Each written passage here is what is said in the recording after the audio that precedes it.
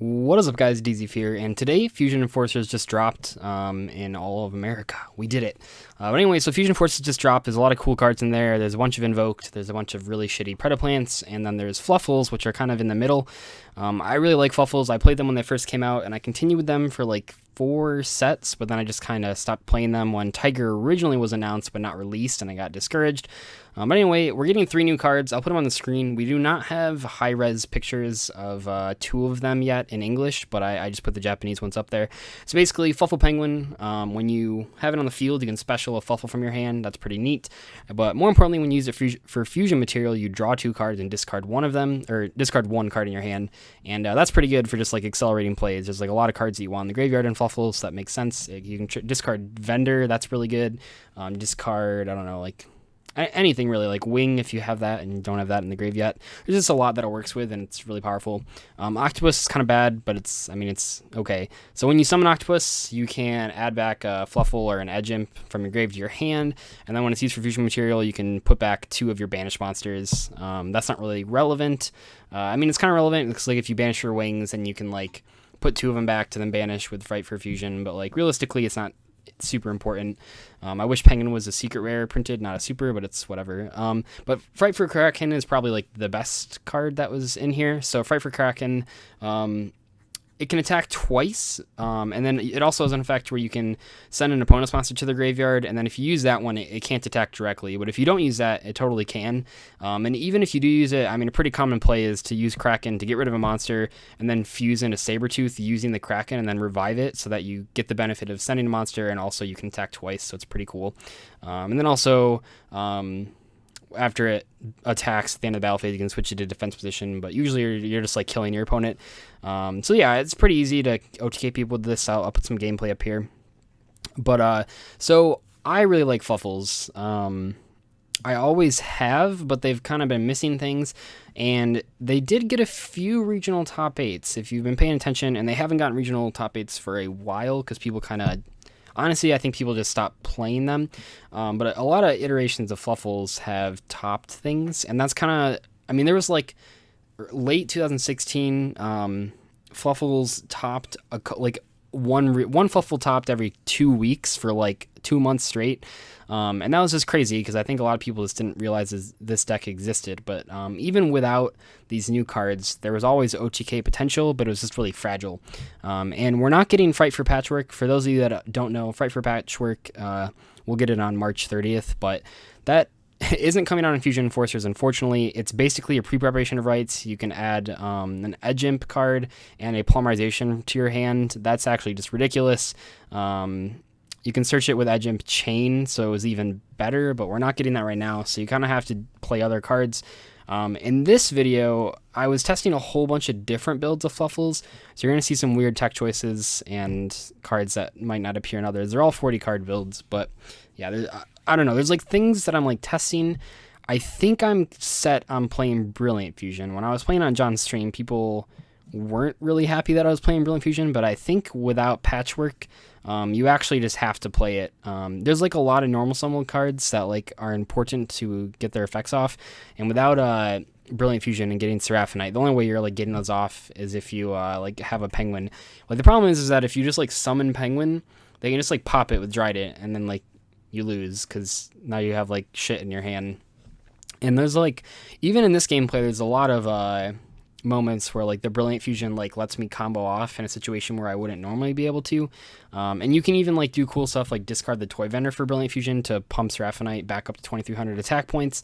That doesn't really come up a lot. I think I might do it once in this gameplay, but it's just like more options, and it's 2300 more attack points if you need it. It's just like a lot of stuff.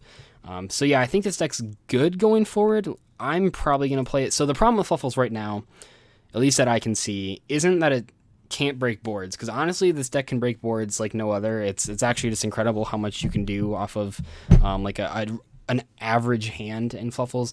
I know in these gameplays I'm playing against like garbage decks, but we're playing on Yu-Gi-Oh! Pro, so like that's just what we run into. I tried to play decks that weren't like totally god awful, and I didn't save all the replays of the decks that I beat, because some of them were like really, really bad, but still, it's more about you can just like Tiger and pop like a million cards, and then you can Kraken and pop a card, and then you can Sabretooth and kill them.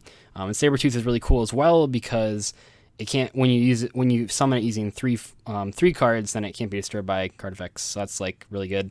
But yeah, I think like the problem with Fluffals is actually that they just lose to Dimensional Barrier, and I won't try to sugarcoat that. I mean, if your opponent flips Dimensional Barrier, you actually lose because you just have to pass. There's like no other option. It's not even like you can like, oh, I'm gonna instant fusion for Norden to make an Exceed monster, because you can't even summon Norden if they call fusions, and like that's probably the biggest problem with Fluffals for me personally. In my testing, both on here and in real life, the biggest problem with Fluffals was that if your opponent flips D Barrier, you have no out to it. So like in some of these gameplays, you can see I'm testing Night Beam. Night Beam's like okay game one. So like with Night Beam, they can just like chain Drident and then chain the Dimensional Barrier. But if it's like game one and they do that, like first of all, then you don't have to fight off a Drident. But second of all, they're like definitely not going to call fusions if you're just blind Night Beam. There's no way that they would just call fusion. Like that just wouldn't happen. I mean, maybe if it was like late in the rounds and you're like doing well and people knew you were playing Fluffals, but realistically, you wouldn't just blind call fusion. So that's kind of like the best solution I have, other than just like hoping they don't draw it, and that's like really bad, right? But I think in terms of like OTK decks, this one's actually one of the better ones out there, and there's just like a lot of different effects going on. It's actually, yeah, so Fluffals are way harder to play than I ever thought they were going to be, because I mean I played them the first couple sets they were released, but then I never really picked them back up, and I played against them in events, and obviously I've used Bear and Toy Vendor and Wing in a bunch of different decks, mainly Sky Scourge, Fluffal BA, but as far as like all the weird combos, I still don't even know. I mean, I got better in these gameplays, but I'm sure dedicated Fluffal players are like cringing at the plays I'm making. I think overall, I was able to kill people pretty consistently, and in a lot of these cases, I'm actually doing way overkill, which I don't know. I was just doing it because it's like fun. Because all you really need is to, if they have like one monster and you can like fusion summon twice, if you just summon Kraken, get rid of the monster, and then fusion into Sabretooth, reviving the Kraken, that's exactly 8,000 damage. So like that's all you really need to like kill them. But I mean, it's fun also just like tigering their whole field and then Kraken. Is that even? And Kraken isn't like a verb, but I'll use it as a verb, and that's really fun too. It's like I just did that in this gameplay is just to like go through the combos myself. But I feel like there's like some instances where I'm just like making suboptimal plays, and it's like, yeah, I'm like still winning because like the cards are just so powerful. But I think in like a real life tournament situation, it definitely hurts you when you don't do that. One thing I did want to talk about is that I don't think Bahamut Shark is very good in this deck. I am playing it in this deck right now, but I don't think in any of these duels I actually summon it. Maybe there was like one. I don't think there was, though.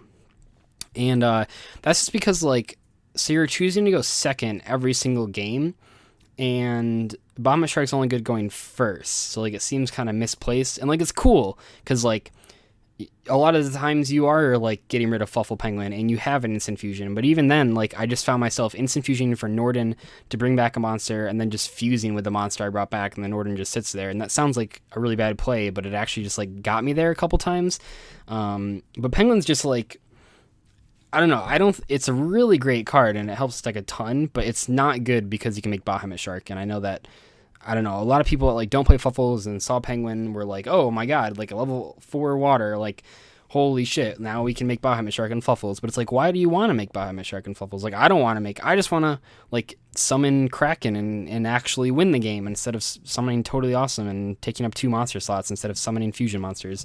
So it just doesn't come up. And I think that when I play this deck in real life, I'll include a side deck, because like your opponent, if they're smart, will let you go first in games 2 and 3. So I think if you play a second real life, you need to like side deck things that would be good going first. And I guess in that case, like you might as well still play Bahamut Shark just in case that you have to start the duel. But like I would suggest really avoiding making Bahamut Shark unless it's like absolutely necessary.